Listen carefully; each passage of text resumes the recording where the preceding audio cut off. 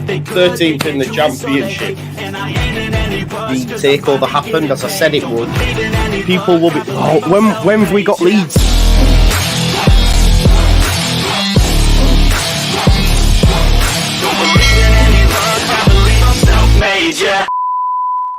Now then, people, welcome back to the Just Joe Football Show. I hope you are all doing well this morning. We've just had Daniel Farke's press conference, and to be honest, it was arguably the shortest press conference that we'll hear from him ever. It was over in a flash. Please do smash a like on the video, subscribe to the channel, get your comments in, and of course hit that notification bell.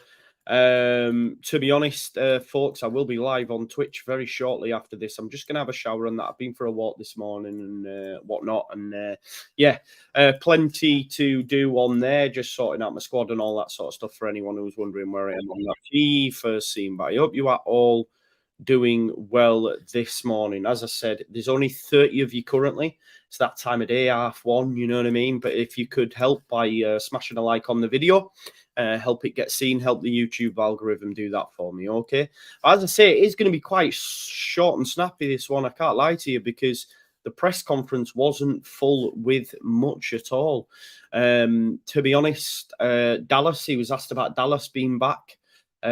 Basically said, yeah, great, delighted for him, long layoff. The group had a big boost as well when they welcomed him back, because obviously we know how big of a draw he is within the setup, within the squad. He's part of that old guard. But yeah, he's been here a long time, and I think a lot of Leeds fans really are buzzing that he's back. Obviously, he had loads of experience and he's very important behind the scenes.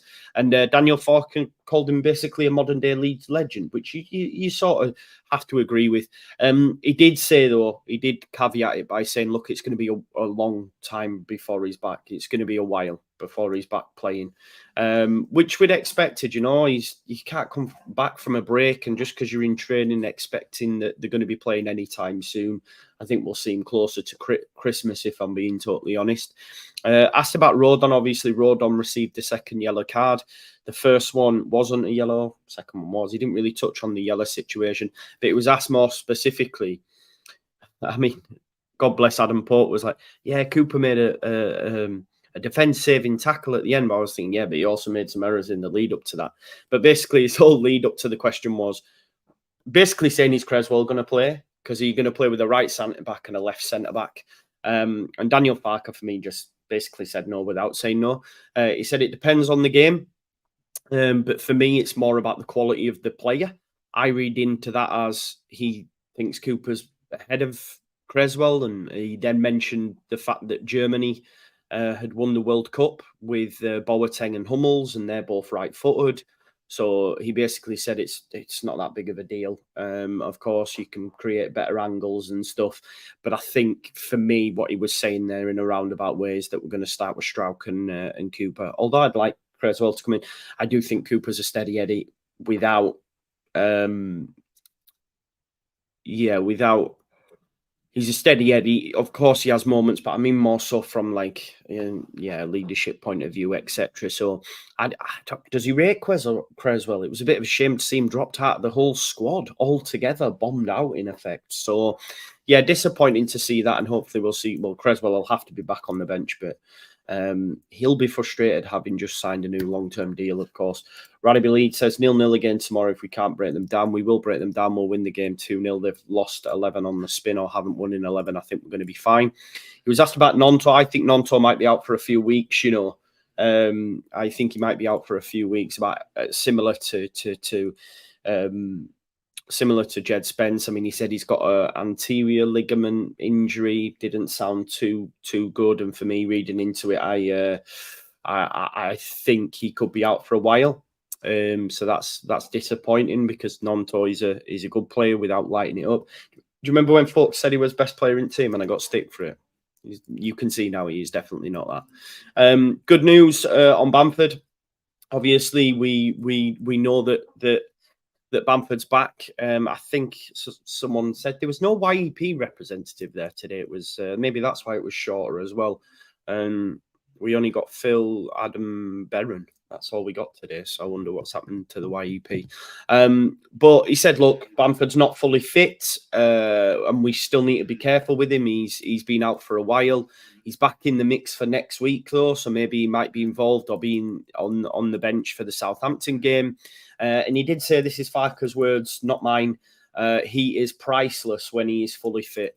And we need to try rid ourselves of the Bamford we've seen over the last 12 to 18 months. If he can get anywhere back to where he was when he scored them goals, you know.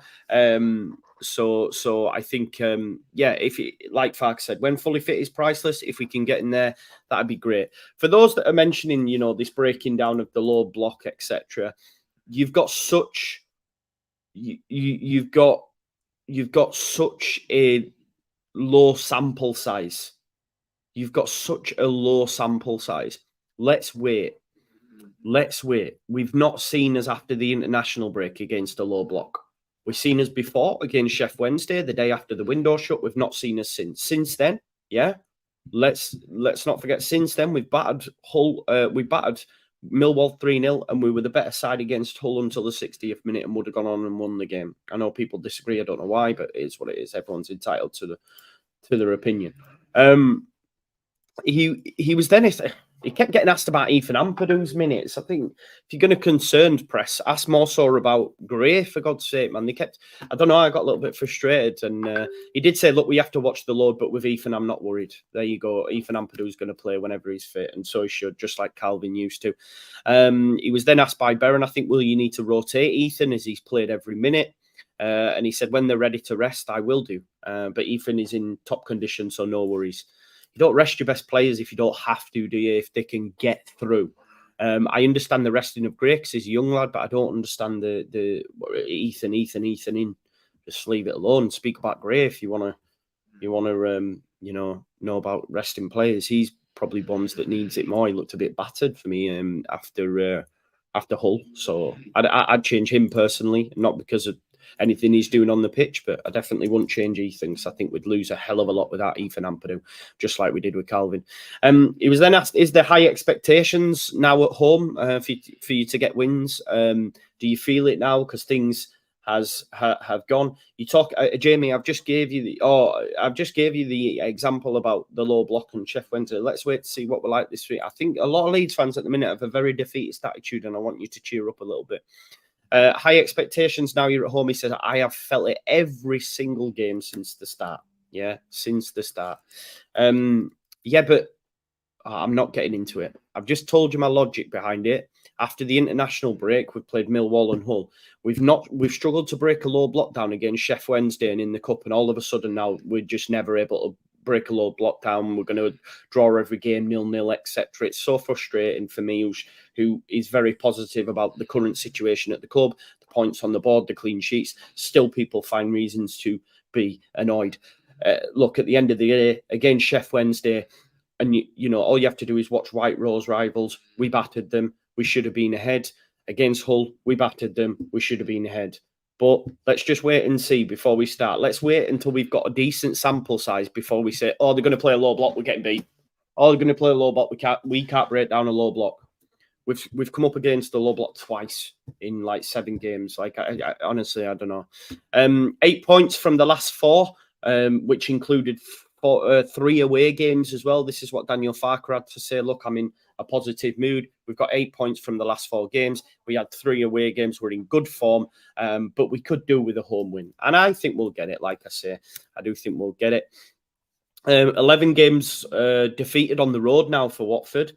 And that was from Phil Hayes, I think. I didn't know that myself. But yeah, 11 games defeated on the road for Watford.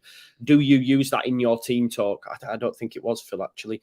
And he said, look, Ellen Road will be a fortress for us. I have no doubt. And I have no doubt in that as well. And I think tomorrow we'll start that. Yeah.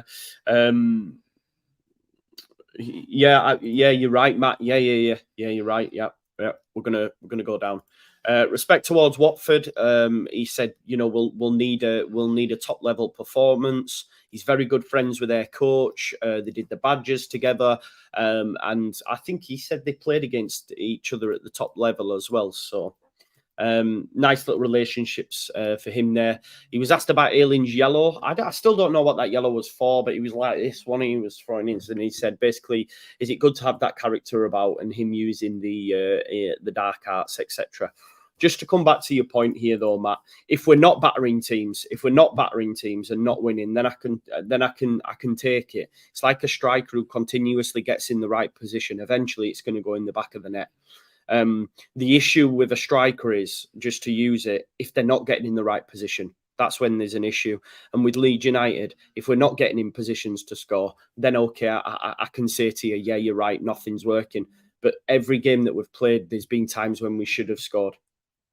We're not playing bad, and I think if you think we're playing bad, I implore you to change your contacts or change your glasses, or maybe even go and see an optician.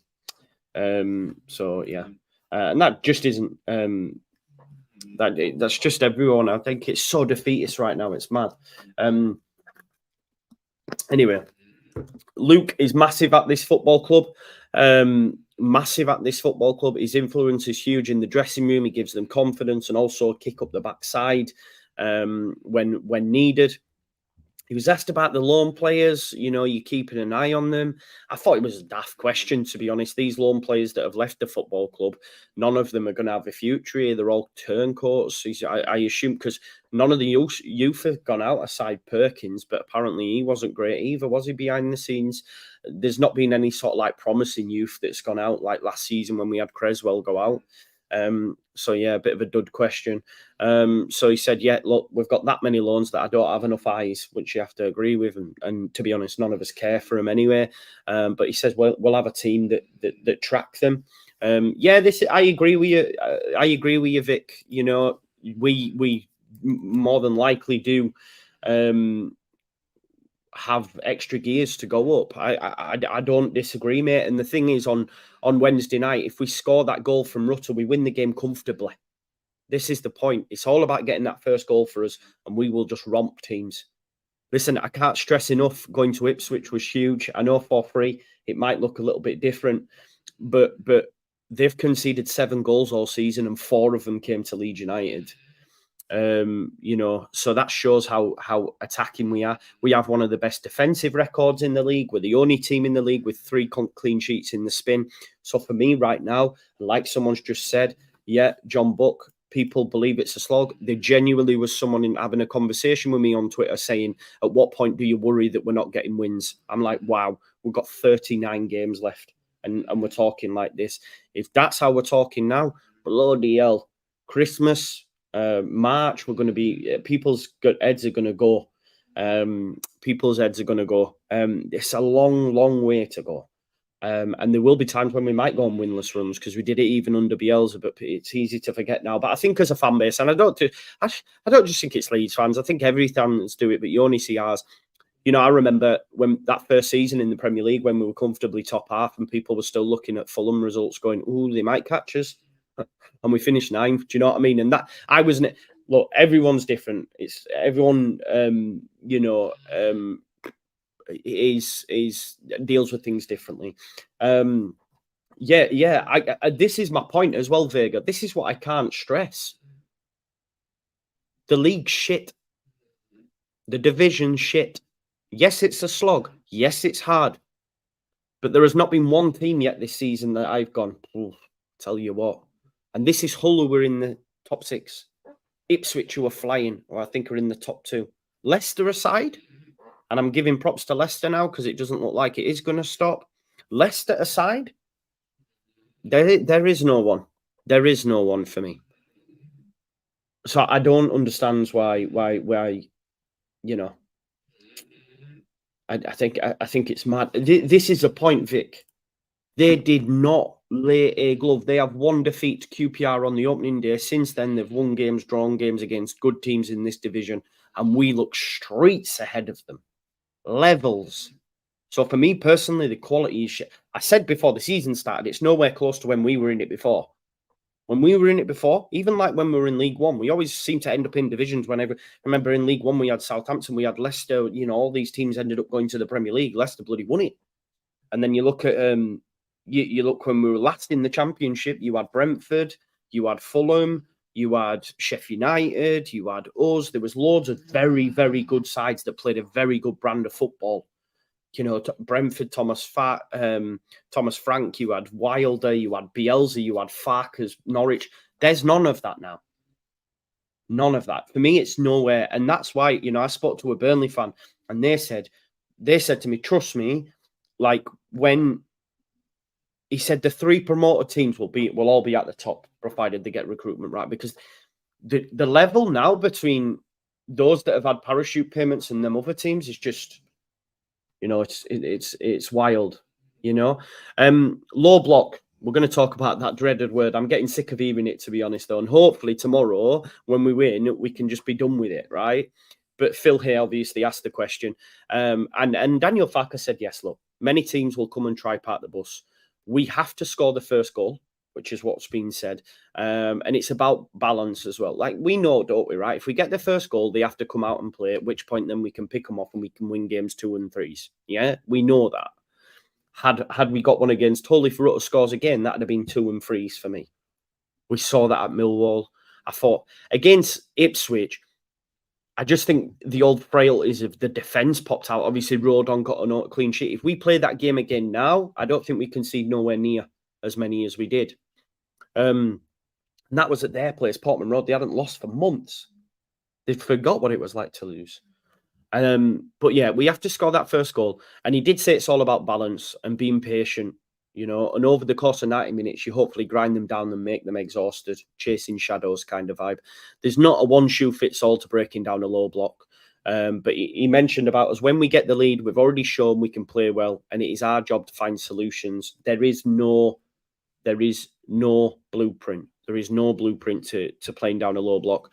And he mentioned how difficult it is to coach it as well, because he said that's, for him, in his opinion, that's what differs between the good teams and the very good teams. Because the teams that win the league year after year are the ones that are able to break down low blocks at will. And you've only to look at Manchester City, because week after week they have to do it. Look at that game against Sheffield United. Do you think Sheffield United are going to hold on, and then they get an equaliser, and then even still then they go up the other end and get another? Because they just have the knack at being able to move players around with their movement, sending it left, right, and it takes a different level of player.